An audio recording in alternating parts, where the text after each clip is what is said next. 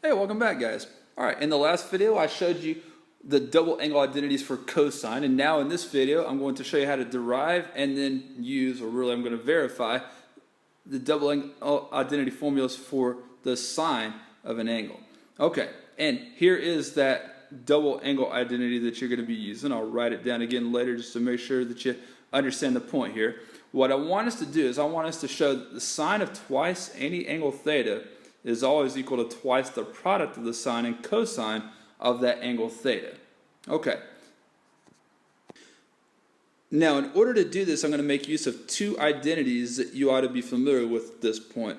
One of those is that the cosine squared of an angle plus the sine squared of an angle is always equal to 1. This is going to look funny the way I write it, but you have to agree that it works. The sine squared of 2 theta plus the cosine squared of 2 theta has to be equal to 1. All right? As long as these two things right here are the same angle measure, the sine squared of that angle plus the cosine squared of that angle has to be equal to 1. And a second fact that we're going to use is this. We just learned in the previous video that the cosine of twice an angle theta is equal to 1 minus 2 times the sine squared of just normal theta. Now, what's going to follow here is really just a lot of substitutions in algebra, and it's not something that you're going to have to repeat. I'm more or less trying to sell you on the idea that this equation is always true. All right? So just do your best to follow along. First thing that I'm going to do here is I'm going to try to make it so that the cosine squared of 2 theta is by itself, and that's so I can do some substitutions later on, and you'll see how that works here after this step. I'm going to say that the cosine squared of 2 theta is equal to 1 minus the sine squared of 2 theta. All right, so I just subtracted sine squared of 2 theta from both sides of the equation. Okay, and I said I was going to combine this equation, and here's where that's going to happen.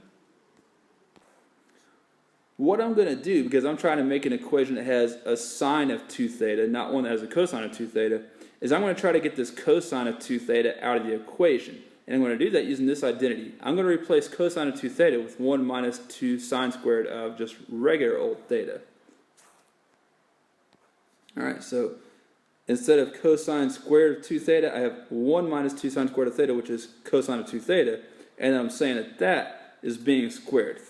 Now I'm going to do a little bit of rearranging. Ultimately, I want the sine of 2 theta on the left-hand side of the equation, and so what I'm going to do is I'm going to add sine squared of 2 theta to both sides of the equation. And then I want everything else on the other side of the equation ultimately, so I'm going to subtract this whole quantity from both sides. That'll look this way. All right, see what I've done there so far? Just switch this term and this whole term. And then we're just going to simplify that left-hand side of the equation. I'm going to start the right-hand side of the equation. Going to keep leaving the left-hand side as the sine squared of 2 theta for the moment. Now, how am I going to simplify that? Well, one of the things I'm going to do is I'm going to go ahead and square this binomial. So let's leave this 1 and this minus alone, and then let's square. All right, and I'm just going to use the formula for squaring a binomial. So I'm going to get my a squared minus 2ab, so that'll be minus 4 sine squared theta, plus b squared, and that will be plus 4 sine to the 4th of theta. Double check me on that. I'm not going to do a whole lot of explaining of the algebra here.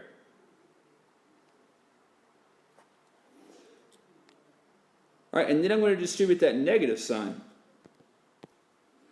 which will make that right-hand side of the equation this. We'll have 1, and then minus 1, and then plus 4 sine squared theta, and then minus 4 sine to the 4th theta.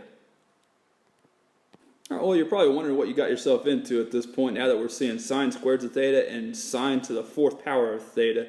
But this is going to work out really nicely from here, and you'll see how that's going to happen. First of all, we have a 1 minus 1, so that can simplify the equation to this. And then you're going to notice that we have two terms on the right-hand side of the equation. Each has 4 as a factor, and each has at least a sine to the second power as a factor. So I'm now going to be able to do a little factoring. I'm going to factor a 4 sine squared theta out of each of those terms. Now that completely factored out the first term, which is going to leave that first term as a 1, and it takes a sine squared of theta. That's what's going to remain after you factor out 4 sine squared of theta. Alright, now this is where this kind of gets cool, because you start seeing the end in sight. Alright, what we're going to do next is we're going to make a little substitution. You might recall that one of our identities would say that 1 minus sine squared of theta is really just cosine squared of theta. And so the right-hand side of the equation can just become 4 sine squared theta cosine squared theta.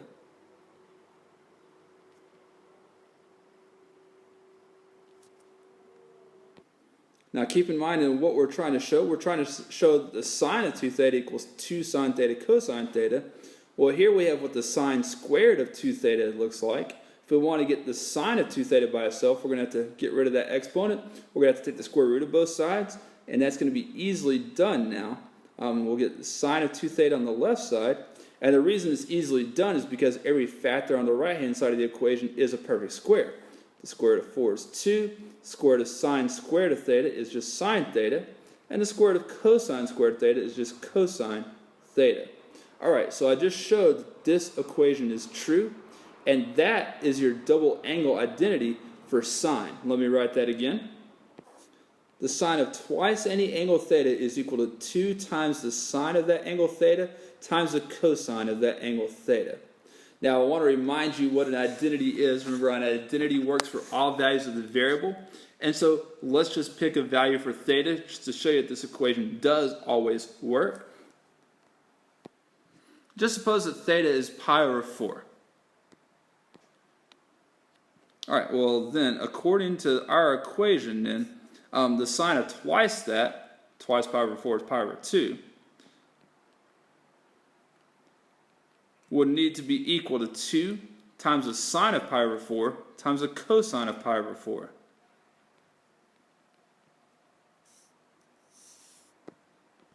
Alright, well the sine of pi over 2 you know is 1. The sine of pi over 4 you know is the square root of 2 over 2. And it turns out the cosine of pi over 4 is also the square root of 2 over 2. Now I'm going to multiply those two radical expressions together right now. That's the square root of 2 times the square root of 2 is just 2. And then 2 times 2 is 4. So that's really 2 times 1/2 on the right side, and 2 times 1/2 is equal to 1. Alright, so now you know how to calculate the sine of twice an angle using the sine and cosine of that angle. And you'll see how this is helpful in solving some more difficult trigonometric equations that you're going to have to solve later on. Thanks for watching, everybody. As always, hope this has been helpful to you, and I will see you later.